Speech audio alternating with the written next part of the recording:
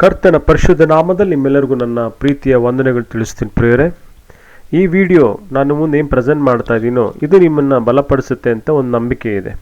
ಈ ವಿಡಿಯೋದ ಟೈಟಲ್ ಆ ವೈಟ್ ಶೀಟ್ ಏನು ಹೇಳುತ್ತಿತ್ತು, ಪ್ರಾರ್ಥನೆಗೆ ಒಂದು ಕರೆ, ನಾವು ತುಂಬ ಬ್ಯುಸಿ ಅಂತ. ಈ ಟೈಟಲ್ ನೋಡ್ತಿದ್ದಾಗ ಏನು ಈ ವೈಟ್ ಶೀಟ್ ಬಗ್ಗೆ ಮಾತಾಡ್ತಿದ್ದಾರೆ ಅನ್ಕೋಬೋದು. ನಿಜ, ನಾನು ಮಾತಾಡ್ತಿರೋದು ವೈಟ್ ಶೀಟ್ ಬಗ್ಗೆನೇ. ಅದು ಪಕ್ಕದಲ್ಲಿ ಒಂದು ವೈಟ್ ಕಾಣುತ್ತೆ ನೋಡಿ, ಶೀಟ್ ಅದು ಆ್ಯಕ್ಚುಲಿ ವೈಟ್ ಶೀಟ್ ಅದು. ಅದ ಮೇಲೆ ಒಂದು ಪ್ರೇಯಿಂಗ್ ಹ್ಯಾಂಡ್ಸ್ ಇದೆ, ಐ ಆಮ್ ವೆರಿ ಬ್ಯುಸಿ ಅಂತ. ಅದು ವೈಟ್ ಶೀಟ್ನ ತೋರಿಸುತ್ತೆ. ಅದನ್ನು ಖಾಲಿ ಇಕ್ಕಬಾರ್ದು ಅಂತೇಳಿ ನಾನು ಒಂದು ಪ್ರೇಯಿಂಗ್ ಹ್ಯಾಂಡ್ಸ್ ಹಾಕಿದ್ದೀನಿ. ಇರಲಿ, ಈ ವೈಟ್ ಶೀಟ್ ಕತೆ ಏನು ಅಂತ ನಾವು ನೋಡೋದೇ ಆದರೆ, ಈ ವೈಟ್ ಶೀಟ್ ಬಗ್ಗೆ ನಾನು ನಿಮ್ಗೆ ಹೇಳೋದೇ ಆದರೆ, ಚಾರ್ಲ್ಸ್ ಗಾರ್ಡನ್ ಅನ್ನೋ ಒಂದು ವ್ಯಕ್ತಿ ಕುರಿತು ನಾನು ಹೇಳಬೇಕು. Charles garden was A military officer in Switzerland. ಅವ್ರು ಸ್ವಿಟ್ಜರ್ಲ್ಯಾಂಡ್ ಒಂದು ಮಿಲಿಟರಿ ಆಫೀಸರ್ ಆಗಿದ್ದರು. ಅವರು ಮನೆಯಲ್ಲಿರಲಿ ಅಥವಾ ಯುದ್ಧದ ಮೊದಲನೇ ಸಾಲಲ್ಲಿರಲಿ, ಅವ್ರು ಅಲ್ಲಿದ್ದಾಗ ಟೆಂಟ್ ಹಾಕ್ಕೊಳ್ತಾರಲ್ಲ, ಟೆಂಟಲ್ಲಿದ್ದರೂ ಸರಿ, ಅವರು ದೇವ್ರ ಸನ್ನಿಧಾನದಲ್ಲಿ ಕಳಿಬೇಕಾದಾಗ, ದೇವ್ರ ಸನ್ನಿಧಾನದಲ್ಲಿ ಫೆಲೋಶಿಪ್ಪಲ್ಲಿ ಇರಬೇಕಾದಾಗ ಅವರ ಡೋರ್ ಹೊರಗಡೆ ವೈಟ್ ಶೀಟ್ ಇರ್ತಾಯಿತ್ತು.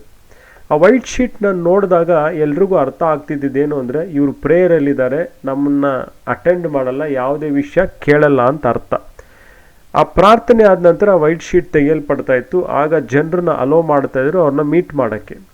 ಸೊ ಏನು ಹೇಳುತ್ತೆ ಈ ವೈಟ್ ಶೀಟು ನಮಗೇನು ತಿಳಿಸ್ಕೊಡುತ್ತೆ ಅಂದರೆ, ಮಿಲಿಟ್ರಿ ಆಫೀಸರ್ ಆಗಿದ್ದರೂ ಸಹ ಚಾರ್ಲ್ಸ್ ಗಾರ್ಡನ್ ಅವರು ತಮಗೆ ಅಂತ ಒಂದು ಸಮಯವನ್ನು ಇಟ್ಕೊಳ್ತಾ ಇದ್ರು. ಅವರು ಬ್ಯುಸಿ ಆಗಿದ್ರೂ ಸಹ, ಯುದ್ಧದಲ್ಲಿದ್ದರೂ ಸಹ, ಯುದ್ಧ ಭೂಮಿಯಲ್ಲಿದ್ದರೂ ಸಹ ಅವ್ರಿಗೆ ಅಂತ ಒಂದು ಸಮಯವನ್ನು ಇಟ್ಕೊಳ್ತಾ ಇದ್ರು. ಇತ್ತೀಚಿನ ದಿನಗಳಲ್ಲಿ ಕೇಳಿಸ್ಬರೋದೇನು ಗೊತ್ತಾ, ಅಯ್ಯೋ ಪಾಸ್ಟೇ ನಾವು ತುಂಬ ಬ್ಯುಸಿ ರೀ, ನಮ್ಗೆ ಬರೋಕ್ಕಾಗಲ್ಲ ಅಂತ ಹೇಳ್ತಾರೆ.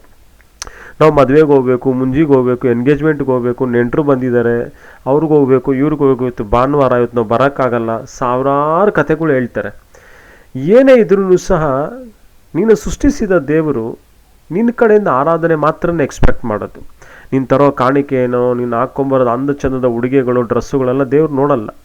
ಹಾಗಾಗಿ ನಿನಗೆ ಅಂತ ದೇವರು ಒಂದು ಸಮಯವನ್ನು ಇಟ್ಕೊಂಡಿದ್ದಾನೆ ನೀನೇನು ಬಿಡಿಸೋಕ್ಕೆ, ಮಾಡೋಕ್ಕೆ. ಅದೇ ಬೈಬಲ್ ಹೇಳುತ್ತೆ, there is a time for everything ಅಂತ. ಆದರೆ ಅದು ನೆರವೇರಿಸಲ್ಪಡಬೇಕಂದ್ರೆ ನೀನು ದೇವರಿಗೆ ಒಂದು ಸಮಯ ಕೊಟ್ಟು ದೇವ್ರ ಕಡೆ ನೋಡಬೇಕಲ್ವ. ಅದು ನಾವು ನೋಡಲ್ಲ, ನಾವು ತುಂಬ ಬ್ಯುಸಿ ಅಂತೀವಿ ನಾವು. ಈ ವ್ಯಕ್ತಿ ಮಿಲಿಟರಿ ಆಫೀಸರ್ ಆಗಿದ್ರೂ ಸಹ ದೇವರಿಗೆ ಒಂದು ಸಮಯವನ್ನು ಕೊಡ್ತಾನೆ. ಅದೇ ರೀತಿಯಾಗಿ ನಾವು ಬ್ಯುಸಿ ಅಂತ ಓಡಾಡಬಾರ್ದು. ದಾವೀದನ್ನು ನೋಡಿ, ಎಷ್ಟೇ ಬ್ಯುಸಿ ಇದ್ರೂ ಸಹ ಅದೊಂದು ದೇವ್ರಿಗೆ ಏನು ಮಾಡ್ತಾನೆ, ಸಮಯವನ್ನು ಕೊಡ್ತಾನೆ. ಸ್ಯಾಮ್ಸ್ 55:17 ಅದನ್ನೇ ಹೇಳುತ್ತೆ. ರಾಜನಾಗಿದ್ದರೂ ಸಹ ಆತನು ದೇವ್ರಿಗೋಸ್ಕರ ಸಮಯವನ್ನು ಕೊಟ್ಟು 3 ಹೊತ್ತು ದೇವ್ರಿಗೋಸ್ಕರ ಆತನು ಕಾಯ್ದು ನಿಂತ್ಕೊಳ್ತಾನೆ. ಅದೇ ರೀತಿಯಾಗಿ ಡ್ಯಾನಿಯಲ್ ಅಡ್ಮಿನಿಸ್ಟ್ರೇಷನಲ್ಲಿ ತುಂಬ ಟಾಪಲ್ಲಿದ್ದರು, ಎಲ್ಲ ಮಾಂತ್ರಿಕರಿಗೆ, ಎಲ್ಲ ಸಾರ್ಸರರ್ಸ್ಗೆ ಮೇಲೆ ಇದ್ರೂ ಸಹ ಆತನು 3 ಆವರ್ತಿ ಆತನು ಮೊಣಕಾಲು ಊರಿ ಯೆರೂಸಲೇಮಿನ ಕಡೆಗೆ ಆತನು ನೋಡ್ತಾ ಪ್ರಾರ್ಥನೆ ಮಾಡ್ತಾನೆ. ನಾವು ಡ್ಯಾನಿಯಲ್ 6:10 ನೋಡ್ಬೋದು. ಮತ್ತು ಕೀರ್ತನಕಾರನು 119, 164ನೇ ವರ್ಷಲ್ಲಿ ಆತನು 7 ಸಾರಿ ಪ್ರಾರ್ಥಿಸ್ತಾನೆ. ಇವರೆಲ್ಲ ಬ್ಯುಸಿ ಇದ್ರೂ ಸಹ ಅವರವ್ರು ಏನು ಮಾಡ್ತಾರೆ ಅಂದರೆ ದೇವರಿಗೆ ಒಂದು ಸಮಯವನ್ನು ಮೀಸಲಿಡುತ್ತಾರೆ. ಯೇಸು ಕ್ರಿಸ್ತನು ಸಹ ಆತನು he withdraw himself to a lonely place ಅಂತ ಹೇಳಿ ಆತನಲ್ಲಿ ಪ್ರಾರ್ಥನೆಯಲ್ಲಿ ಕಳೀತಾನಲ್ಲಿ.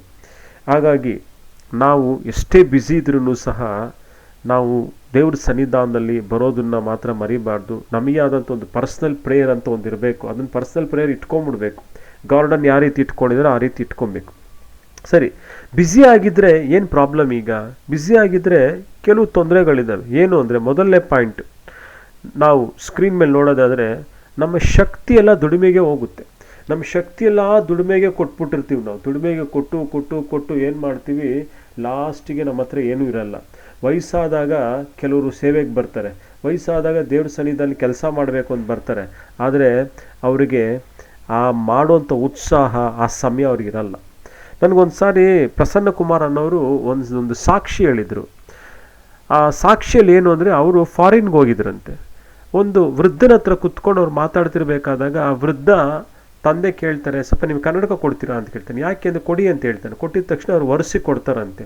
ಯಾಕೆ ನಾನು ಒರೆಸ್ಕೊಳ್ತಾ ಇದ್ನಲ್ಲ ಅಂತ ಹೇಳಿದ್ದಕ್ಕೆ ಆತ ಹೇಳ್ತಾರೆ, ಇಲ್ಲ, ಯೌವನ ಇದ್ದಾಗ ಎಲ್ಲ ನಾವು ಬೇರೆದಕ್ಕೆ ನಮ್ಮ ಸಮಯನ, ಶಕ್ತಿನ ಕಳೆದುಬಿಟ್ವಿ. ಇನ್ನು ನಾವು ಏನೂ ಮಾಡೋಕ್ಕಾಗಲ್ಲ, ಒಂದು ಕಡೆ ಕೂತ್ಕೊಂಡ್ಬಿಟ್ಟಿದ್ವಿ, ಹಾಗಾಗಿ ನಿಮ್ಮಂಥ ಸೇವಕರು ಬಂದಾಗ ಈ ರೀತಿ ಸಣ್ಣ ಪುಟ್ಟದೆಲ್ಲ ನಾವು ಮಾಡಿಕೊಡ್ತೀವಿ ಅಂತ ಹೇಳ್ತಾನೆ. ಆ ವಿಷಯವನ್ನು ಕೇಳಿದಾಗ ನನಗೆ ಭಾಳ ಆಶ್ಚರ್ಯ ಅನ್ನಿಸ್ತು, ನಿಜ ಅಲ್ವಾ ಅಂತ. ಹಾಗಾಗಿ ನಿನ್ನ ಸಮಯ ಎಲ್ಲ ದುಡಿಮೆಗೆ ಇಡಬೇಕು, ತಪ್ಪೇನಿಲ್ಲ. ಆ ದುಡಿಮೆ ಎಲ್ಲ ಏನಾಗ್ಬಿಟ್ಟಿದೆ ಗೊತ್ತಾ, ಸೋರಿಕೆ, ಶಕ್ತಿ ಎಲ್ಲ ಸೋರಿಕೆ ಆಗಿ ಆಗಿ ಟಯರ್ಡ್ ಆಗೋಗ್ಬಿಡ್ತಾ ಇದೆಯಾ. ನಿನ್ನ ಶಕ್ತಿಯಲ್ಲಿ ಅಲ್ಲಿ ಸೋರಿಕೆ ಆಗ್ತಾಯಿದೆ. ಒಂದಷ್ಟು ಶಕ್ತಿ ದೇವರಿಗೋಸ್ಕರ ಆರಾಧನೆ ಮಾಡೋದಕ್ಕೋಸ್ಕರ, ದೇವರಿಗೋಸ್ಕರ ಮೀಸಲಿಡೋದಕ್ಕೆ ಸಹ ಪ್ರಯತ್ನ ಮಾಡು. ಯಾವುದೇ ರೀತಿಯಾಗಿ ಸಮಯವನ್ನು ವ್ಯರ್ಥ ಮಾಡ್ಕೊಂಬೇಡ. ಅಲ್ಲಿ ಇಲ್ಲಿ ಕುತ್ಕೊಂಡು ಅರಟೆ ಮಾತುಗಳು ಹೇಳ್ತಾ ಅವ್ರಿಗೋಸ್ಕರ ಇವ್ರಿಗೋಸ್ಕರ ಕಾದಿದ್ದು, ಇವ್ರಿಗೆ ಗಂಟೆಗಳು ಕೊದ್ದು ಫೋನ್ ಮಾಡ್ಕೊಂಡು ಎಲ್ಲ ವೇಸ್ಟ್. ಅದು ನಿನ್ನ ಸಮಯ ಸೋರಿಕೆ ಆಗ್ತಿರಬೇಕಾದಾಗ ದೇವ್ರಿಗೋಸ್ಕರ ಒಂದಿಷ್ಟು ಮೀಸಲಿಡು. ನಿನ್ನ ಶಕ್ತಿ ಸೋರಿಕೆ ಆಗಿರಲಿ ಅಂತ ನಾನು ನಿನ್ನ ಪ್ರೋತ್ಸಾಹಿಸ್ತೇನೆ. ಎರಡನೇದೇನು ಗೊತ್ತಾ, ಬ್ಯುಸಿ ಅಂತೇಳಿ ದೇವರಿಂದ ದೂರ ಉಳ್ಕೊಂಡ್ಬಿಡ್ತೀವಲ್ಲ, ಆಗ ತಣ್ಣಗಾಗ್ಬಿಟ್ಟಿರ್ತೀವಿ. ನಾವು ಯಾವಾಗಲೂ ಬಿಸಿಯಲ್ಲಿರಬೇಕು, ನಮ್ಮ ಆತ್ಮ ಉರಿತಿರಬೇಕು, ನಮ್ಮ ಹೃದಯ ಉರಿತಿರಬೇಕು ದೇವರಿಗೋಸ್ಕರ. ಪವಿತ್ರಾತ್ಮನ ಶಕ್ತಿಯಿಂದ ದಗ ದಗ ದಗ ಅಂತ ಉರಿತಿರಬೇಕು. ತಣ್ಣಗಾಗೋಕ್ಕೆ ಅನುಮತಿಯನ್ನು ನಾವು ಕೊಡಲೇಬಾರ್ದು. ಹಾಗಾಗಿ ಬ್ಯುಸಿಯಾಗಿದ್ದಾಗ ಇದೊಂದು ಪ್ರಾಬ್ಲಮ್ ಆಗುತ್ತೆ. ಇನ್ನು ಮೂರನೇ ನಾವು ಗಮನಿಸಿದೆ ಅಂದರೆ ಥ್ಯಾಂಕ್ಸ್ ಗಿವಿಂಗ್ ಕೊಡೋದನ್ನು ನಾವು ಮರಿತೀವಿ. ದೇವರಿಗೆ ಎಂದೂ ನಾವು ಥ್ಯಾಂಕ್ಸ್ ಗಿವಿಂಗ್ ಕೊಡೋದನ್ನು ನಾವು ಮರಿಬಾರ್ದು. ಇವತ್ತು ಅನ್ನ ಆಹಾರ ಕೊಟ್ಟು ಮನೆಗೆ ಕ್ಷೇಮ ಕರ್ಕೊಂಬಂದಿದ್ದಾನೆ, ಕರ್ತನ ಕಡೆಗೆ ಒಂದು ನಿಮಿಷ ಕಣ್ಣುಗಳೆತ್ತಿ ಥ್ಯಾಂಕ್ ಯು ಲಾರ್ಡ್, ಇವತ್ತು ನನಗೆ ಈ ಪ್ರಾಣವನ್ನು ಕೊಟ್ಟಿದ್ದಿ, ನನ್ನ ಗಂಡನಿಗೆ ಕೊಟ್ಟಿದ್ದಿ, ನನ್ನ ಹೆಂಡತಿಗೆ ಕೊಟ್ಟಿದ್ದೆ, ಮಕ್ಕಳಿಗೆ ಕೊಟ್ಟಿದ್ದಿ, ಕುಟುಂಬಕ್ಕೆ ಕೊಟ್ಟಿದ್ದೆ, ಥ್ಯಾಂಕ್ ಯು ಅಂತ ಹೇಳೋದನ್ನು ನಾವೆಂದೂ ಮರಿಬಾರ್ದು. ಹಂಗೆ ಹೇಳುವಾಗ ದೇವರಿಗೆ ಇನ್ನೂ ಇಷ್ಟ ಆಗಿ, ಇನ್ನೂ ಪ್ರಸನ್ನನಾಗಿ, ಇನ್ನೂ ಹೆಚ್ಚಿನದಾಗಿ ನಮಗೆ ಕೊಡಲಿಕ್ಕೆ ದೇವರು ಸಹಾಯ ಮಾಡ್ತಾನೆ. ಹಾಗಾಗಿ ವೈಟ್ ಶೀಟ್ ಕತೆ ಆಗಿತ್ತು. ಗಾರ್ಡನ್ ಎಷ್ಟೇ ಬ್ಯುಸಿಯಾಗಿದ್ದರೂ ಸಹ ಅವರು ವೈಟ್ ಶೀಟ್ ಹೊರಗಡೆ ಹಾಕಿ ಅವರು ಪ್ರಾರ್ಥನೆ ಮಾಡ್ತಾಯಿದ್ರು. ನಾನು ನಿಮಗೆ ವೈಟ್ ಶೀಟ್ ಹಾಕ್ಕೊಳ್ಳಿ ಅಂತ ಹೇಳ್ತಾ ಇಲ್ಲ, ಆ ವೈಟ್ ಶೀಟ್ ಎಷ್ಟು ಸುಂದರವಾದಂಥ ಪ್ರಾರ್ಥನೆ ಕತೆ ಹೇಳುತ್ತಲ್ವ. ಹಾಗಾಗಿ ಈ ವಿಡಿಯೋ ಪ್ರಾರ್ಥನೆಗೆ ಒಂದು ಕರೆ ಕೊಡ್ತಾ ಇದೆ. ಪರ್ಸ್ನಲ್ ಪ್ರೇಯರ್ ಇಟ್ಕೊಳ್ಳಿ. ಏನೇ ಸಮಯ ಬಂದರೂ, ಎಷ್ಟೇ ಬ್ಯುಸಿ ಇದ್ದರೂ ಒಂದಿಷ್ಟು ಪಕ್ಕಕ್ಕೆ ಹೋಗಿ ನಿಮಗೋಸ್ಕರ, ನಿಮ್ಮ ಕುಟುಂಬಕ್ಕೋಸ್ಕರ ಚೆನ್ನಾಗಿ ಪ್ರಾರ್ಥನೆ ಮಾಡಿಕೊಳ್ಳಿ. ಈ ವೈಟ್ ಶೀಟ್ನ ಕತೆ ನಿಮ್ಮನ್ನು ಪ್ರೋತ್ಸಾಹಿಸಿದೆ ಅಂತ ನಾನು ನಂಬ್ತೇನೆ. ನೆಕ್ಸ್ಟ್ ವಿಡಿಯೋ ಜೊತೆಗೆ ನಾನು ಮತ್ತೆ ಬಂದು ಪ್ರೆಸೆಂಟ್ ಮಾಡ್ತೀನಿ. ಅಲ್ಲಿವರೆಗೂ ಕರ್ತನ ಕೃಪೆ ನಮ್ಮನ್ನು ಆವರಿಸಿರಲಿ. Thank you. God bless you.